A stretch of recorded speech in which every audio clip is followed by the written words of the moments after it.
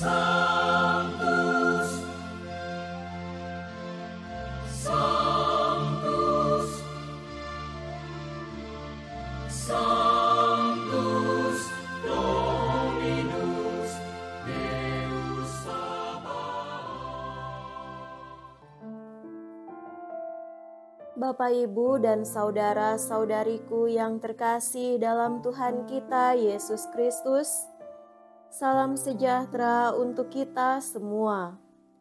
Berkat Allah yang Maha Kuasa senantiasa menyertai kita. Hari Minggu tanggal 11 Agustus tahun 2024 adalah hari Minggu biasa ke-19. Marilah kita mendengarkan dan merenungkan bacaan-bacaan kitab suci. Dalam nama Bapa dan Putra dan Roh Kudus. Amin. Bacaan pertama dari kitab pertama Raja-Raja, bab 19 ayat 4-8. Sekali peristiwa, Elia masuk ke padang gurun sehari perjalanan jauhnya, lalu duduk di bawah sebuah pohon ara. Kemudian ia ingin mati, katanya, "Cukuplah sudah, sekarang ya Tuhan, ambillah nyawaku, sebab aku ini tidak lebih baik daripada nenek moyangku." Sesudah itu Elia berbaring dan tidur di bawah pohon ara itu. Tetapi tiba-tiba seorang malaikat menyentuh dia serta berkata kepadanya, "Bangunlah, makanlah." Ketika ia melihat sekitarnya, maka pada sebelah kepalanya ada roti bakar dan sebuah kendi berisi air. Elia makan dan minum, kemudian berbaring lagi. Tetapi malaikat Tuhan datang untuk kedua kalinya dan menyentuh dia serta berkata, "Bangunlah, makanlah, sebab kalau tidak, perjalananmu nanti terlalu jauh bagimu." Maka bangunlah Elia, lalu makan dan minum, dan oleh kekuatan makanan itu, Elia berjalan 40 hari 40 malam lamanya sampai ke gunung Allah, yakni Gunung Horeb. Demikianlah sabda Tuhan. Syukur kepada Allah.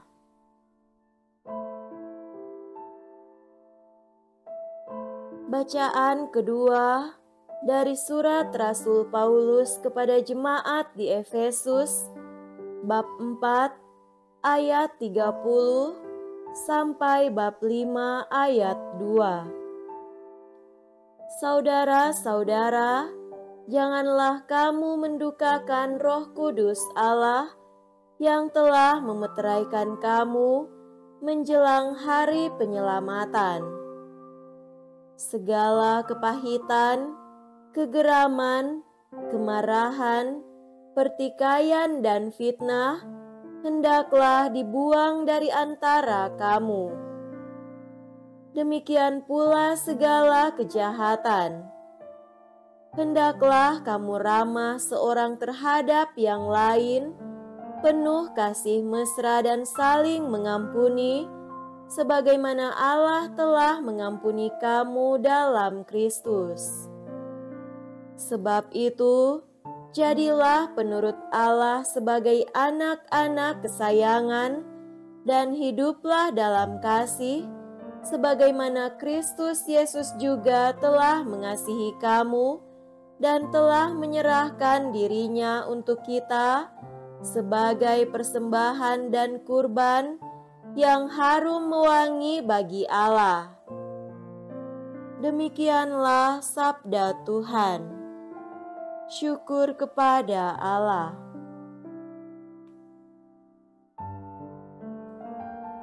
Semoga Tuhan beserta kita sekarang dan selama-lamanya. Inilah Injil suci menurut Yohanes. Dimuliakanlah Tuhan. Injil Yohanes bab 6 ayat 41 sampai 51. Sekali peristiwa, bersungut-sungutlah orang Yahudi tentang Yesus, karena ia telah mengatakan, "Akulah roti yang telah turun dari sorga." Kata mereka, "Bukankah ia ini Yesus anak Yusuf, yang ibu dan bapaknya kita kenal? Bagaimana sekarang ia dapat berkata, 'Aku telah turun dari sorga'?" Jawab Yesus kepada mereka, "Jangan kamu bersungut-sungut. Tidak ada seorang pun yang dapat datang kepadaku jika ia tidak ditarik oleh Bapa yang mengutus aku, dan ia akan aku bangkitkan pada akhir zaman. Ada tertulis dalam kitab nabi-nabi, mereka semua akan diajar oleh Allah.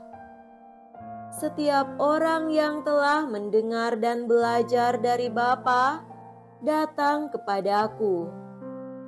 Hal itu tidak berarti bahwa ada orang yang telah melihat Bapa. Hanya Dia yang datang dari Allah, Dialah yang telah melihat Bapa. Sesungguhnya, aku berkata kepadamu, siapa saja yang percaya, ia mempunyai hidup yang kekal. Akulah roti kehidupan. Nenek moyangmu telah makan mana di padang gurun, dan mereka telah mati. Inilah roti yang turun dari surga. Siapa saja yang memakannya, ia tidak akan mati. Akulah roti kehidupan yang telah turun dari sorga. Jika seorang makan roti ini, ia akan hidup selama-lamanya, dan roti yang aku berikan itu ialah dagingku yang akan aku berikan untuk hidup dunia. Demikianlah sabda Tuhan.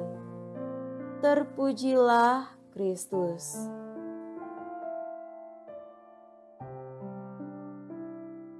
Saudara-saudariku yang terkasih dalam Tuhan kita Yesus Kristus, tema renungan kita pada hari ini adalah Tuhan melindungi di tengah kesulitan dan tantangan. Bacaan pertama pada hari ini berkisah tentang Elia yang merasa sendirian di padang gurun, lelah secara fisik dan rohani, merasa frustrasi dan ingin mati saja. Cukuplah sudah, sekarang ya Tuhan, ambillah nyawaku, sebab aku ini tidak lebih baik daripada nenek moyangku. Para nabi pada umumnya dikenal berani dan kuat.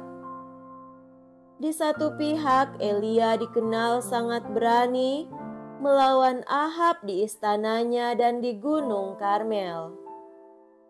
Elia yang sama memberi kesaksian tentang Allah di rumah seorang janda pada masa kelaparan, juga dalam api dan hujan dari surga. Namun di pihak lain, seperti dikisahkan di sini, Elia sebagai seorang nabi menunjukkan diri sebagai seorang yang ketakutan, frustrasi dan patah semangat, suatu tanda menyerah pada kekalahan dan kehilangan harapan akan penyelenggaraan ilahi. Namun, Allah mempunyai rencana lain untuk dia. Ketika ia berbaring menunggu kematian, seorang malaikat Allah menyentuh dia dan berkata, bangunlah, makanlah. Elia yang tadinya putus asa tanpa pengharapan, dikuatkan oleh Allah melalui tanda roti dan air. Ia mendapat kekuatan baru dan segar untuk berjalan 40 hari 40 malam lamanya sampai ke gunung Allah, yakni Gunung Horeb.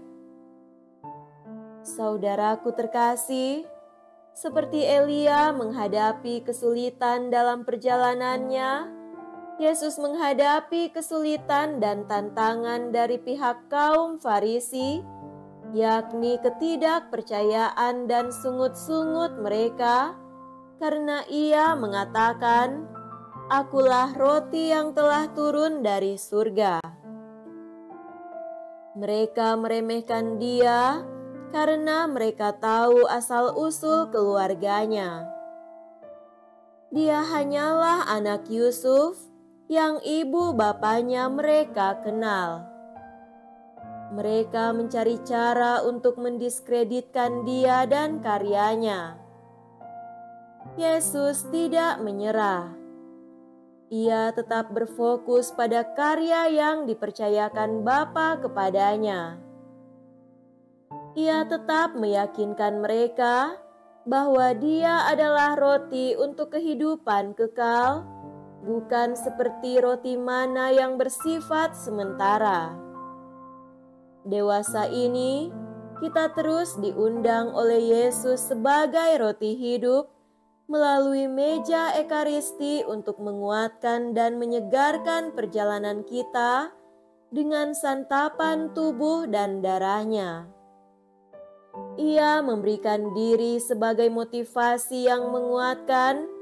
Ia juga berkata kepada kita, "Bangunlah, makanlah, minumlah dan lanjutkan perjalananmu dengan suatu semangat, gairah, motivasi dan harapan baru."